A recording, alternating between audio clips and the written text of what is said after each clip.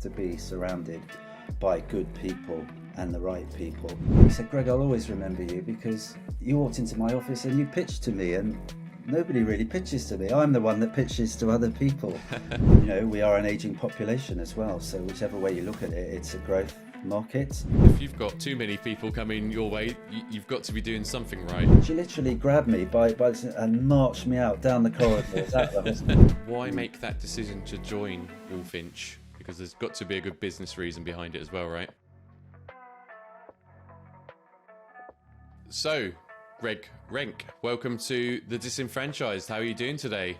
Good morning, not too bad, thank you. So, Greg, I'd like to start by asking you the same question that I ask everybody on this podcast, and I'd love to find out, what was your first job? So my first job after uni, where I qualified as a teacher, but actually I never wanted to teach. But I got a sales job at 21, and it was selling educational equipment to schools in around the Berkshire area. And I didn't really know much about the job, but it came with a company car. So nice. I was in for that. So I had a car at 21 and just went around schools, meeting head teachers and school secretaries and trying to flog them educational equipment. But that was my first job and an introduction to sales, really. And it's got to have been quite an interesting kind of scenario, because you've gone almost straight from education now to trying to put yourself on a peer-to-peer level with the people that used to be teaching you almost, at that kind of level. How was that kind of dynamic? How did that feel?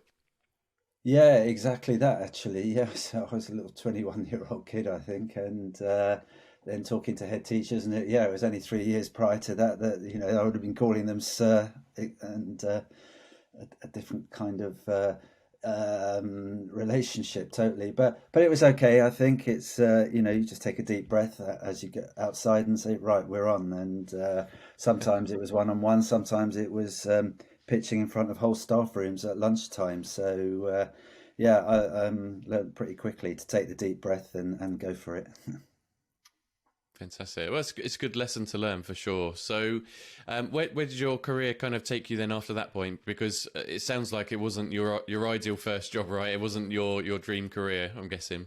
Yeah, not really. I think once the novelty of having the company car wore off, I thought I better look for something else. And actually, I moved into the leisure environment, and it was just about the time where lots of hotels were getting health clubs into their hotel, and it was the growth of that whole fitness thing and hotels and health clubs coming on board. So I joined a company that had lots of implanted health clubs within hotels, and did work on the ground initially. And I was all over. I went from at that stage.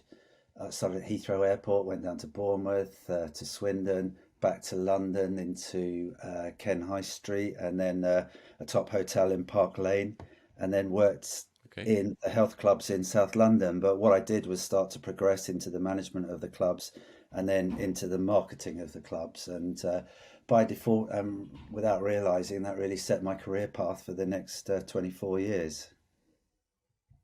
Fantastic. So it's interesting when you sort of join an industry, almost stumble across it. But I think at almost any background, if you kind of stick at it for long enough, you can get yourself to that level, right, where you're more involved in the strategy and the operations of business. So I think it's interesting that you've gone from perhaps being a teacher to moving into I know that wasn't ultimately what you wanted to do, but training to be a teacher to then ultimately becoming a manager. It's two different tasks or different skill sets, really, isn't it? So after that, then what did you end up doing?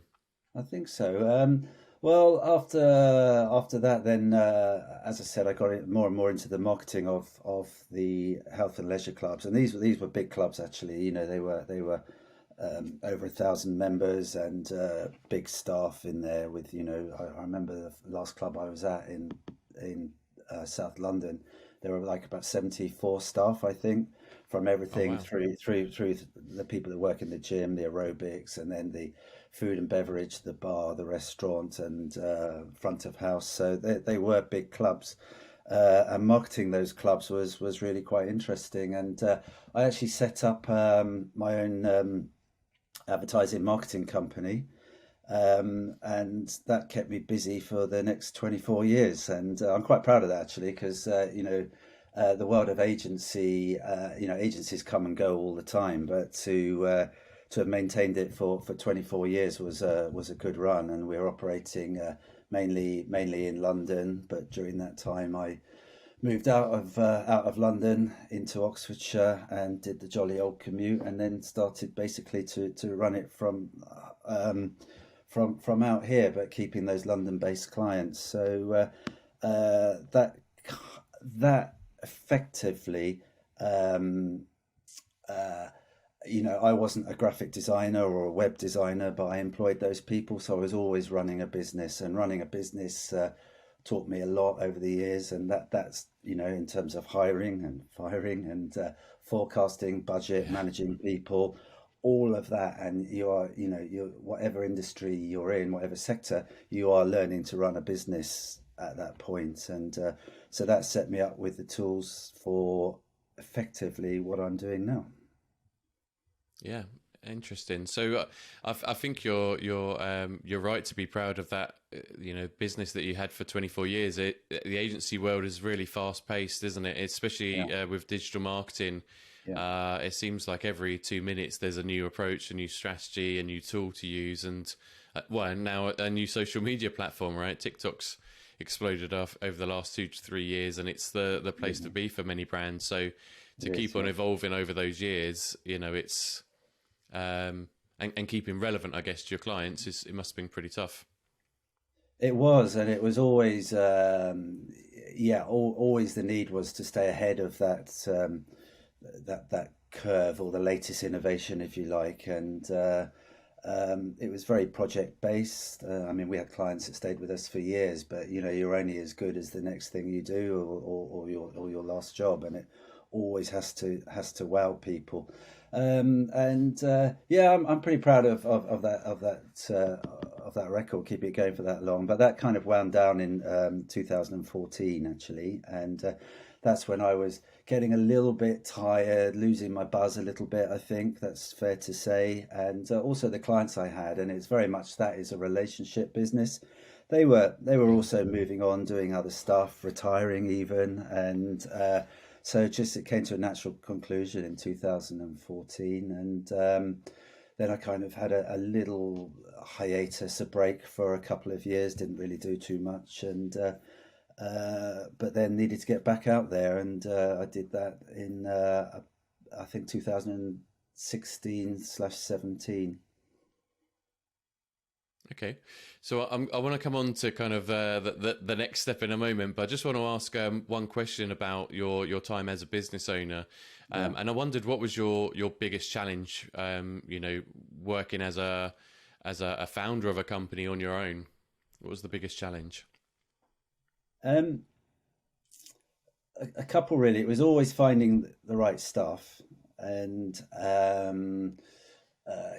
whatever business you're in, your staff are everything. They are your most important asset, and getting the right staff, because you can't do anything on your own. You have to be surrounded by good people and the right people, and that's so important to know that. Yeah. And so I think definitely finding the right employees to work with me, and I'm always working alongside, not above my employees. I think that's important.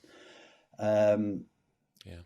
and then when you are running your own show, it's actually it can be quite a lonely road. Not many people experience admit to that, but it is, because you've got no one really to ask advice for, or to turn to, and so you are on your own, and you kind of wonder, am I doing this right? Is this the correct way? And there's no one really to bounce off or to take advice.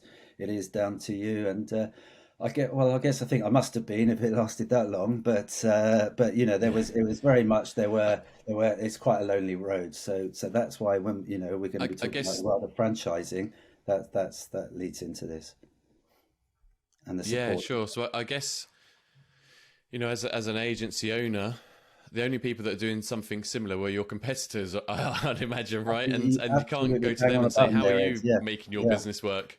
yeah. It How are you going is. to Yeah, make your it is. business It is your work? Because I competitor. want to copy it." Or yeah, Yeah, yeah, yeah, exactly. And yeah.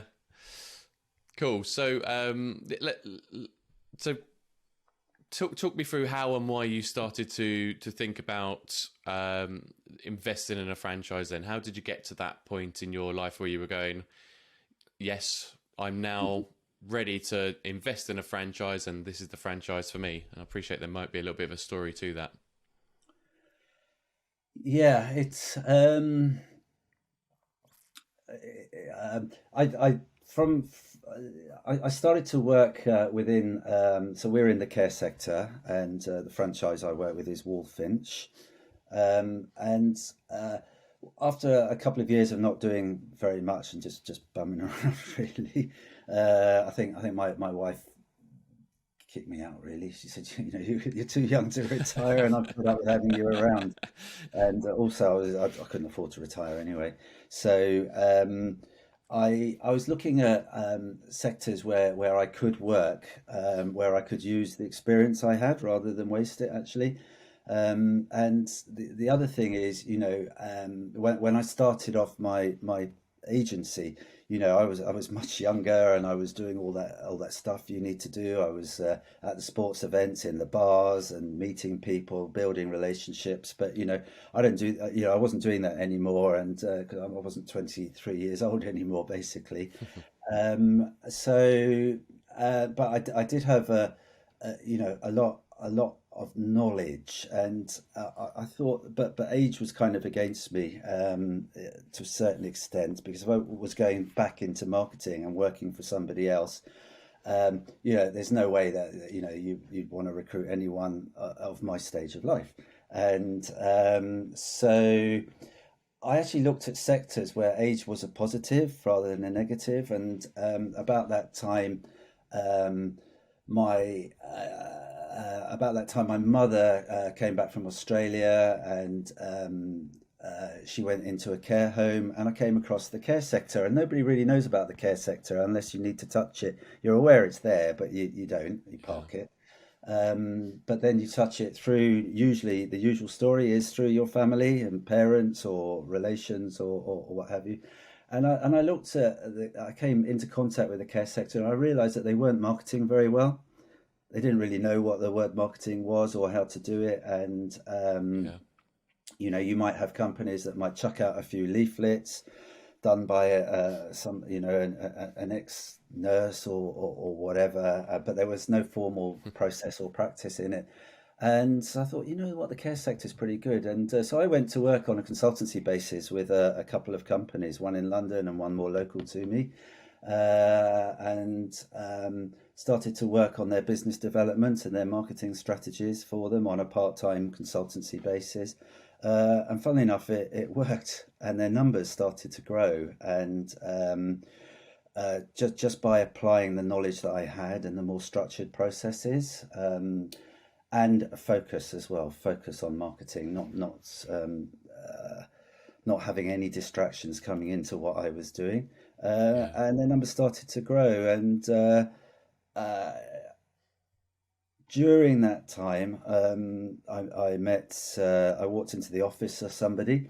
It was kind of a cold situation, and his name is Amrit Dhaliwal, and he now is the head and CEO of Walfinch. And I pitched to him, and it went well. And I dropped off our details and formed a relationship there, business relationship. And after 2 years of doing business development and marketing consultancy, my phone went, and it was Amrit on the phone, and he had remembered me, and he said, Greg, I'll always remember you because you walked into my office and you pitched to me, and nobody really pitches to me. I'm the one that pitches to other people. So he remembered that and gave me a call and talked to me about the Walfinch franchise. Fantastic. So the thing that you said there in your story, which is really interesting, is or the bit that I find the most fascinating is that at age it was actually working for you in that Yeah. industry. Hmm. You're right. Marketing kind of world, digital space tends to look at it like they need young people who are up to speed with the latest Yeah. trends and things like that, don't they? So Yeah, I do. yeah, I guess it would be challenging. That said, I don't think you the experience and knowledge you had would be invaluable. I think it would be really useful, or not valuable, however you're supposed to say it. But yeah, I think it would be really valuable, but perhaps just not in the employment sense, but more in that consultative piece, right? So it makes sense that you were going down that route. Mm, Interesting that you saw a gap in the market there in mm, terms of the marketing as well, mm. because you're right. I think it's not until I really found the franchising world that I realised there was home care available. I thought it was all residential care. Yeah.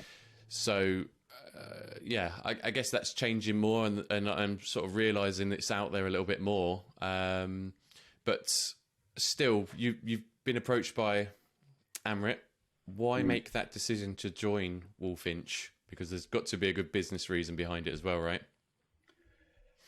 Yeah, there was, and so I'd done a couple of years working for other people and developing the numbers for them, and I think the timing was right for me, and the opportunity was good. You talked about the care sector, and people know about residential care homes because they're physical buildings. You see them on the side of the road or Yeah, on a roundabout or whatever, but people don't know about home care in the home so much. So there's a big message to get out there, and it's growing, and we are an aging population as well. So whichever way you look at it, it's a growth market.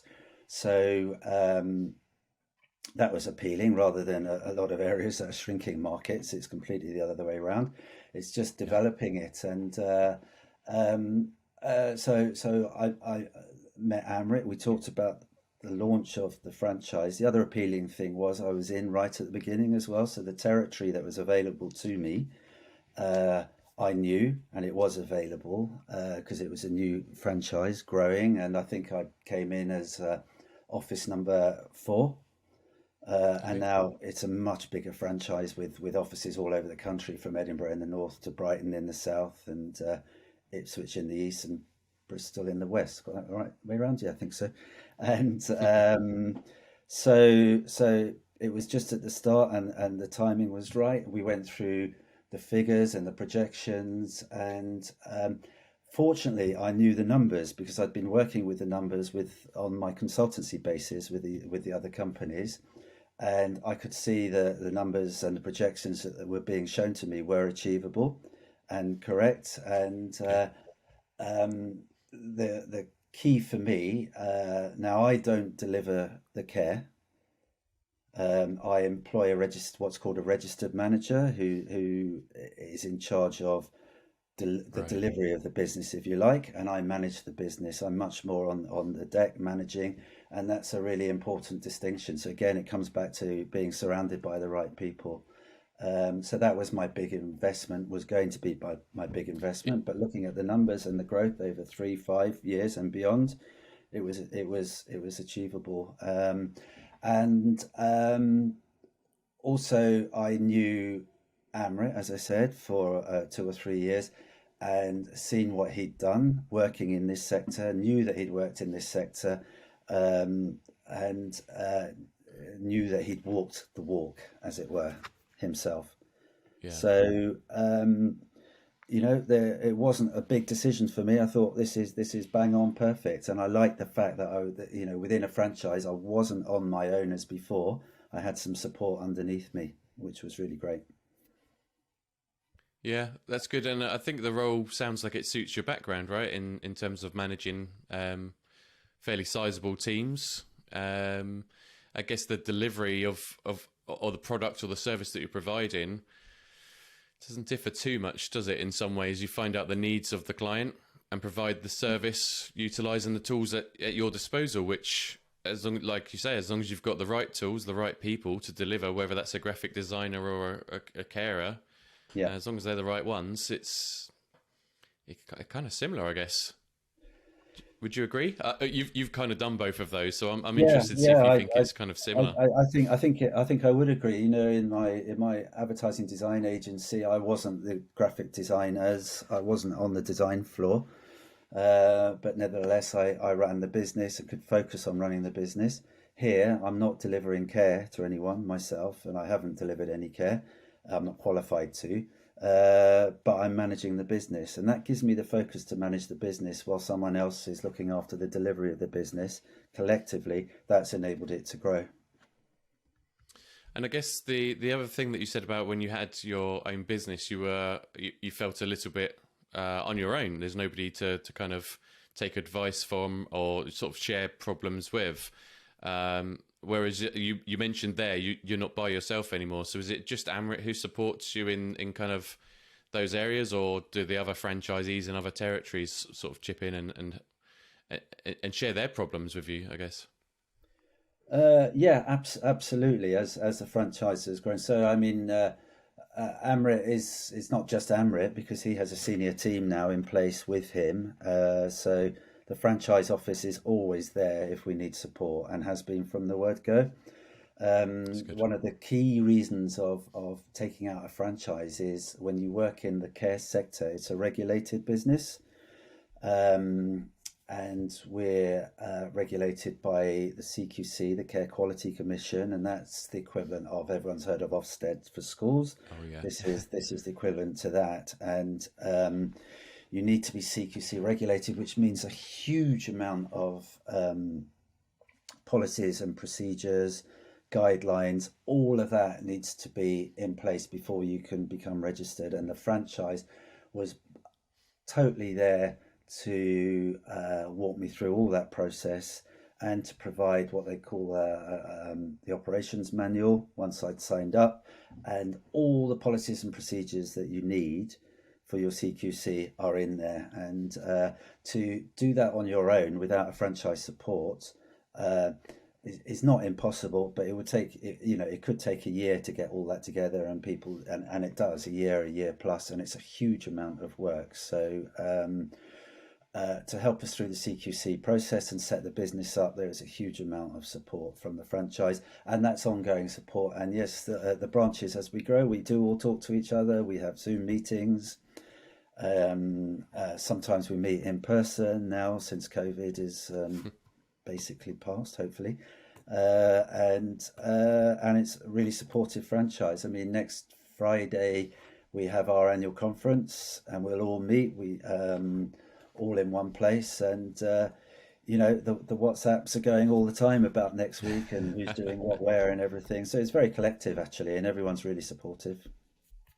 Fantastic. So the support team then, yeah, I could see that being a massive benefit, getting your business regulated.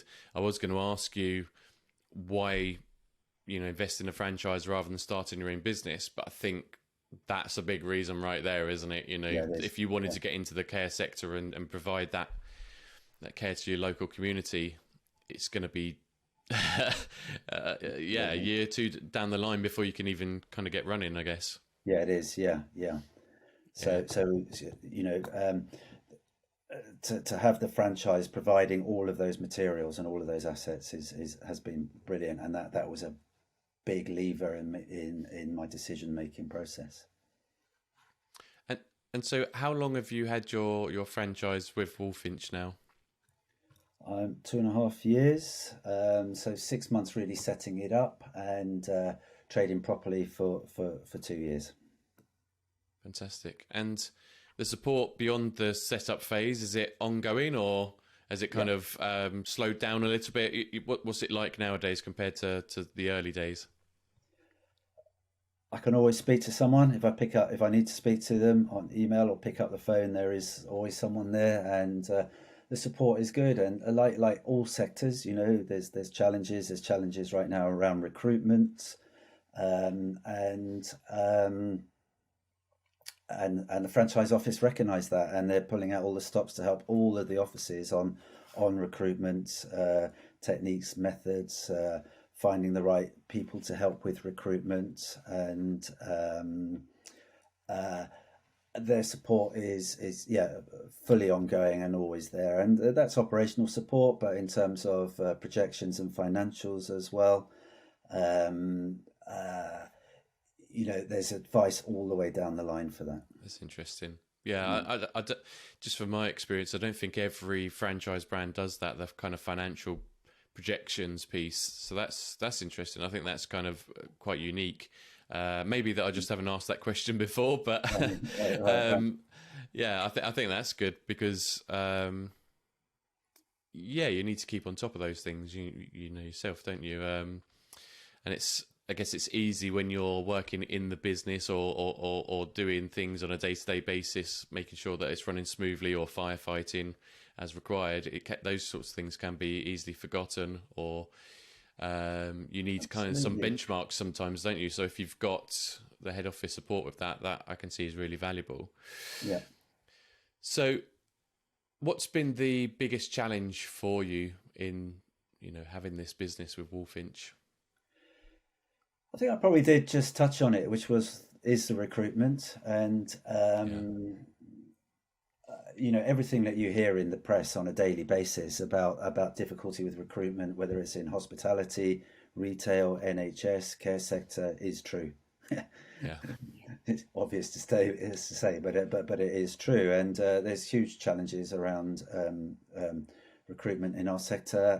Brexit has not helped at all, um, and and through COVID, a lot of people have got out of the habit of actually working. But I think that will change, particularly as recession starts to bite.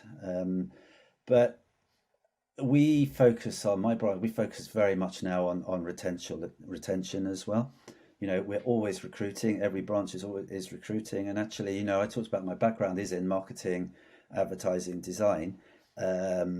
And business development, and that's what I focus on. But I found I haven't really needed to do BD, business development, so much, Okay. because the business is there and it comes to us. In fact, we have to turn away business all the time. Oh wow. Very frustrating.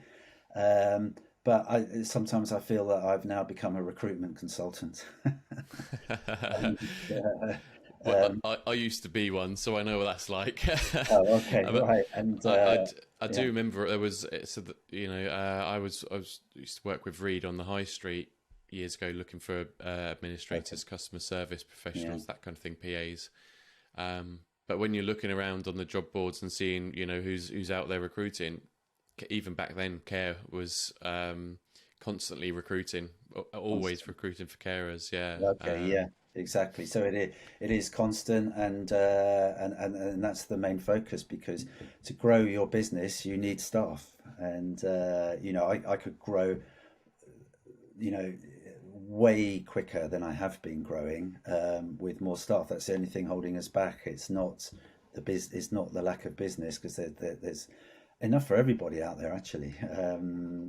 But when you're with a strong franchise with a good brand and a good reputation, you get found by people looking for care more quickly. So that comes in as well. But as well as, so recruitment is slower than I'd like it to be, but therefore retention of staff becomes key, and we really spend a lot of time on looking after our team, and it's really important. They're a mobile workforce; they work on their own, but in communication with us in the office all the time. We reward them as well as pay. They get, you know, um, we reward them with Costa Coffee vouchers and discount cards and gym membership, etc. All Everything to look after the team, and I genuinely think that they really enjoy working with us, and because it's not a sector that's really known for looking after their staff actually, Yeah. Yeah, well, it's interesting, isn't it? disappointingly. But before I came into it, I knew that was key, is to look after the team. I know that anyway, but it really is. They're your greatest asset. So, why your customers? Do you think why do you think your customers are coming to you as opposed to perhaps your competitors? Because if you've got too many people coming your way, you've got to be doing something right. Well, yeah. So we're not a solitary single office. We are part of a bigger, so they can Google and find us, or whatever channel they come in and they find us. But then they can see we're part of a bigger operation, and take views from the other offices, and our presence is growing all the time. The Walfinch brand is going all the time, and when you're placing a family member with a care company, you want to make sure you get the right one. So and care is expensive. It can be a big ticket item over a course of months and years for people. So people want to make the right decision, and just by looking at our brand uh, and the Walfinch business, straight away they can get a big picture of what we're about and who we are, rather than a one-off that might be here today, gone tomorrow type of situation. Yeah. So I think that forms a strong impression in people, and that's really important. If I was buying care, I would be looking for a company that's strong, and not a local company around the corner that, as I say, might be here this week but not next week. Yeah, I guess it's a level of credibility and Yeah, trust that comes with a larger brand, isn't there? So yeah, bang yeah, on I think both that of makes a those. lot of Yeah, sense. yeah. Yeah, excellent. So what people that are going to be listening to this podcast, I'm imagining some of them are going to be interested in Walfinch and maybe investigating it themselves at some point. So they're probably wondering, from a franchisee's perspective, what is great about being a Walfinch franchisee? Pretty much as I've said, I think the support you get from the franchise office is really good. Amrit Dhaliwal, he was part of a care franchise before. He was a franchisee himself, and he often talks about the fact that they got no support. They just paid the royalty fee each month and got no support. And he didn't want to do that. He wanted to make sure that didn't happen, and that's why he sold his franchise back then. He wanted to make sure there was full support, and he knows how important that is. And we do get that, as I said. When I touched on the finances, we all have targets to meet. But what's important for me, where I am in my life, I don't want somebody coming down and beating me over the head with a stick if 1 month the figures are slightly below where they should be, or the next month they're fantastic. Um, and um, you know, targets are really important, but we're not a franchise where the figures are the be all and end all. There's always understanding and reasons if you might not meet a target figure, and it's looked over more on a quarterly basis than 1 month here, 1 month there, and so looking at it over a quarterly, a yearly basis, all of our branches are being successful, which is great. Everybody's on target, but we know nobody's going to come down from head office and read the riot act, because it's not that kind of company at all. They do exist. Some of the American owned ones are absolutely Yeah. figures, figures, figures. And if there's somebody, unfortunately, people in our business, because they're old, they do pass away. That leaves a hole in an Excel spreadsheet, and they're right on you. You've got to fill it, fill that hole, fill that hole. But actually, this is human lives we're talking about. You can't help it if somebody's passed away. And you need to be careful if you're going into this world that you don't work for a company like that, because they can be out there. Walfinch is absolutely opposite of that, which is great. Yeah. So I guess they actually care about their clients, their franchisees is what you're saying. Yeah. And yeah, if you're looking at a similar brand that's more about the numbers, yeah, I'd challenge, why that business exists and if it aligns to your own values. So it's good to hear that Walfinch aren't like that, and Yeah. good to hear you're enjoying your time there. So to wrap up, I have three other questions I wanted to ask you, the same as I ask everybody. And the first one is, I I'd love to find out if there's any funny, strange, or weird stories from your career you're happy to share with us. Um, yeah, there's quite a lot, Ed, but most of them I can't tell you. Of course. Uh, I mean, the one I will tell you was a couple of years ago, before 3 years, I guess now, working as a consultant for another company. One of the other care companies, and I like to think that was my apprenticeship. When I was working for them, I was learning about the sector, the business, how it works. But with my BD hat on, and this was just pre-COVID. In actual fact, it was pre-COVID, yeah. And I walked into a community hospital in Hampshire, because often we need to go and speak to hospital discharge units, GPs, just to spread the word who we are. If you need to get people out of hospital, talk to us, type of conversation.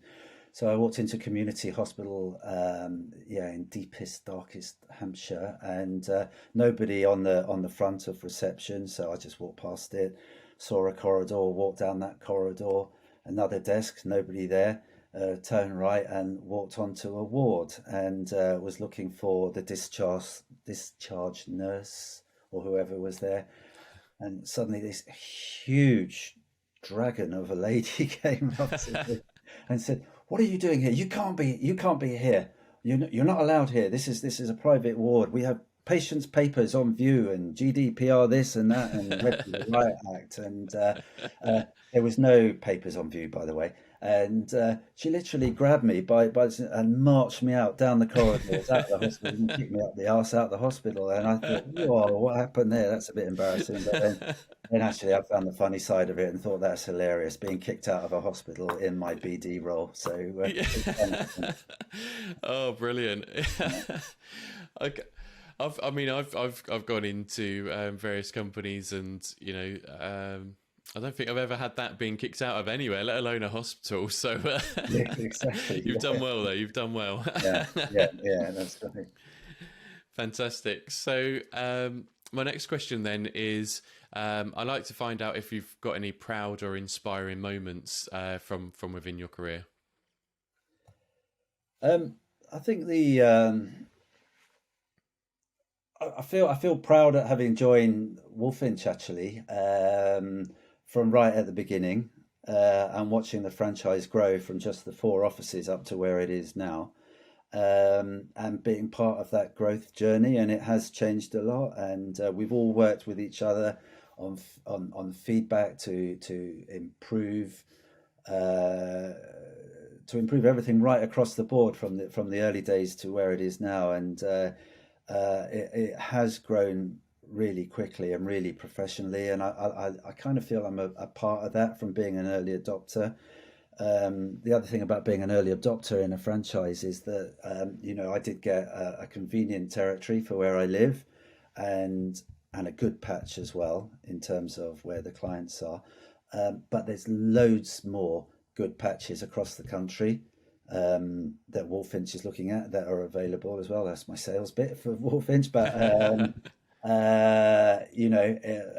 because it's a newly established franchise, 3 to 4 years old, it's not one that's been here 20 years where all the good territories are gone. So there is good opportunity. But having been part of it since the beginning, seeing the success of it, seeing the growth of it, I didn't think I would find another inspiring career to match the one I had before, but I have done, and fully engaged in it. It's like everyone says, it's glib, really. It's hard work, but the rewards are there, and it's been a great journey.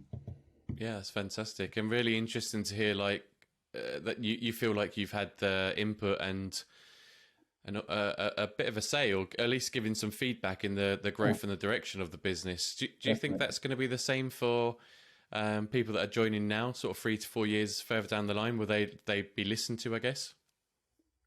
Yeah, I think so. I think we're that type of business. Yeah, without a doubt. It's very close. It's not run from another country. It's very hands-on. The franchise office and all the franchise offices are quite close knit, actually, and very supportive. It's not from a distance, so it's good on that respect, really. Yeah, Cool. That's excellent. That's really good to hear. So my final question then is, if you were to be speaking to somebody who's potentially thinking about investing in a franchise and you're only allowed to give them one piece of advice, what would that one piece of advice be?